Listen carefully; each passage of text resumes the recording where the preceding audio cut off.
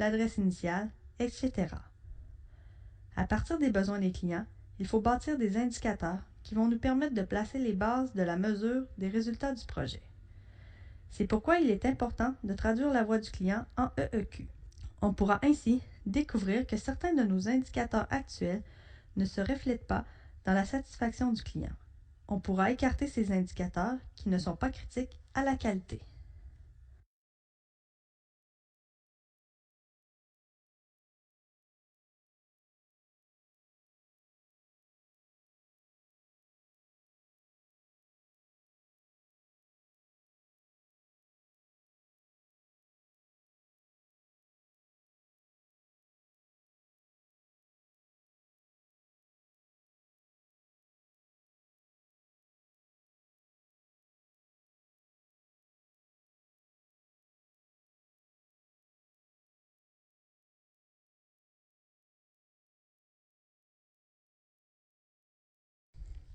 Si l'on veut être méthodique dans la traduction de la voix du client vers le processus, on peut utiliser un outil qui s'appelle le déploiement de la fonction qualité, Quality Function Deployment en anglais, d'où l'acronyme QFD.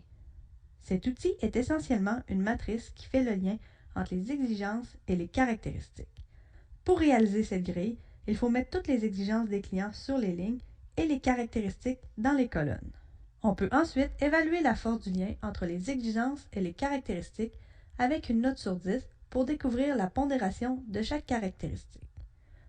Lorsque l'on connaît nos caractéristiques cibles et qu'on peut les évaluer, on peut faire une deuxième matrice, mais pour mettre en relation les caractéristiques clés et les étapes du processus. Ceci va nous permettre de déterminer quelles étapes sont critiques pour quelles caractéristiques.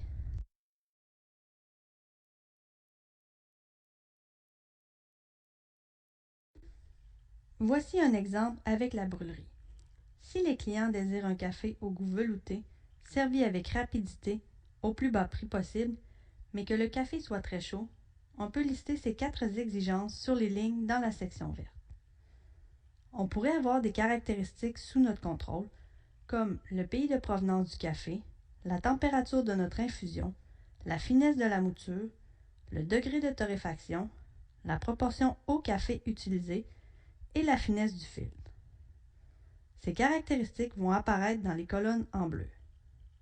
Par la suite, on va évaluer colonne par colonne l'impact sur le client des caractéristiques. On peut déterminer que la provenance du café influence le goût velouté dans une proportion de 6 sur 10, mais que meilleure est la provenance, plus le prix sera élevé. On évalue donc un impact négatif sur la composante de satisfaction du client de -3 sur 10. La température élevée de l'eau pour infuser nuit légèrement à la saveur en ajoutant des tanins, donc un pointage de -2 pour le goût. Par contre, elle donne une meilleure extraction par quantité de café moulu, ce qui influence notre prix positivement de 1. C'est aussi un facteur qui influence la température finale du produit, donc +3. Une mouture plus fine prend plus de temps à couler, -4, mais apporte un goût plus velouté, +2, et une meilleure extraction, ce qui baisse notre coût, +5. Le niveau de torréfaction affecte directement le goût, +9, sans impact sur les autres facteurs. Ce n'est pas plus rapide ni plus cher. Il n'y a pas d'impact sur la température au final. La proportion du café moulu et d'eau est importante pour le goût velouté, +5. De plus, un mélange moins dense s'écoule plus vite et le prix est réduit parce que pour un même prix, on a plus de volume de produits finis. Finalement, la finesse du filtre a un impact comparable sur la saveur, mais le café est plus long à s'écouler, -6, et la température du produit fini est plus basse à cause de la durée de l'écoulement. Donc, -2 pour l'impact sur la température. Si on fait les sommes pour chaque caractéristique, on découvre que la torréfaction et la proportion eau café sont les facteurs leviers de satisfaction du client les plus importants dans notre situation, avec un pointage combiné de 9 et 11 respectivement. Les matrices DFQ peuvent être simples à complexes. On pourrait également ajouter une comparaison versus nos compétiteurs, une pondération de la satisfaction du client selon ses exigences et ainsi de suite. C'est un outil qu'il vaut la peine d'explorer lorsqu'on est en phase de conception de produits ou pour cibler les variables à contrôler dans notre processus. Un outil utilisé pour prioriser les différentes données recueillies pour la voix du client est le modèle Kano. Il va nous aider à choisir sur quoi il serait utile de mettre nos efforts, ce qui va nous rapporter et par le fait même va nous montrer ce que l'on peut laisser tomber.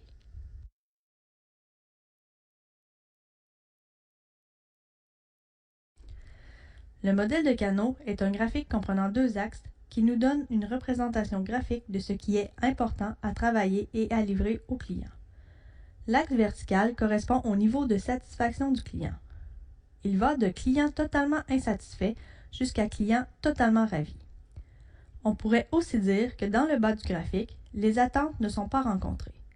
Puis, un peu plus bas que le milieu de l'axe, ces attentes minimales sont rencontrées jusqu'en haut où ces attentes sont surpassées. À ce niveau, le client vit un effet wow. Il est complètement ravi. Le second axe, l'axe des X, concerne la présence ou l'absence d'une caractéristique. À gauche complètement, la caractéristique est absente et à droite, elle est 100% présente. Plus on avance sur cet axe, plus la caractéristique est présente. On pourrait penser à la quantité de nourriture dans une assiette par exemple. Pour remplir le graphique, il s'agit d'évaluer chacune des caractéristiques d'un produit avec une courbe sur les deux axes. On va évaluer la satisfaction du client si la caractéristique est absente, s'il y en a un peu, beaucoup, à la folie, et ainsi de suite. À partir de ces informations, on va pouvoir tracer la courbe de satisfaction du client selon la caractéristique évaluée. En général, lorsque l'on évalue la satisfaction des clients de cette façon, on retrouve trois types de courbes différentes. Les caractéristiques attractives, les caractéristiques proportionnelles et les caractéristiques obligatoires.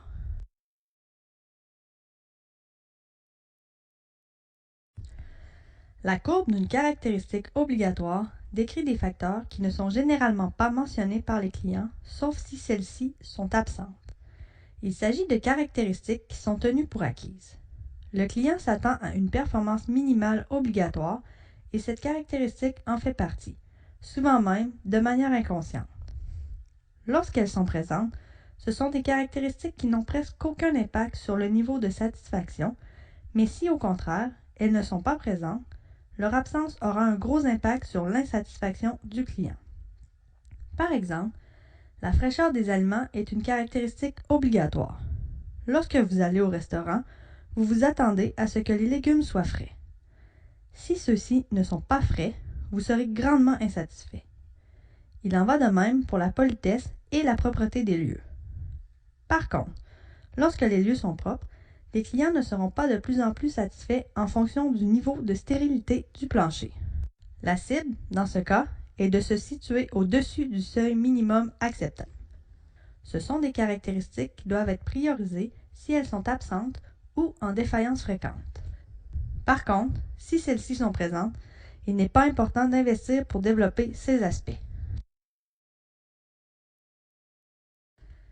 La courbe des caractéristiques proportionnelles, quant à elle, réfère aux attentes soulevées par le client. Il s'agit de besoins qui ont été discutés avec celui-ci et qu'il s'attend à voir satisfaits. Ces caractéristiques sont donc indispensables pour l'atteinte des objectifs fixés. Ils ont un effet quasi linéaire direct sur le niveau de satisfaction du client. Par contre, en général, l'ajout nous coûte de plus en plus cher à produire. Lorsque l'on se retrouve face à ce type de caractéristiques, il faudra placer un niveau cible. Si on continue avec l'exemple du restaurant, on pourrait citer la taille de la portion. Si la portion est trop faible, le client sera insatisfait. Si la portion est grande, il sera de plus en plus satisfait. Cet exemple reste bien sûr dans la mesure du raisonnable. Il y a une taille théorique de steak qui pourrait faire peur à n'importe qui, mais il y aura toujours des clients très heureux de rapporter leur excédent. La rapidité du service est aussi une caractéristique proportionnelle. Plus le plat arrive vite, plus le client est content. La cible que l'on va établir pour ce type de caractéristique va devoir être cohérente avec notre stratégie de prix et notre positionnement de marché. En général, on va viser une moyenne avec des seuils maximaux et minimaux.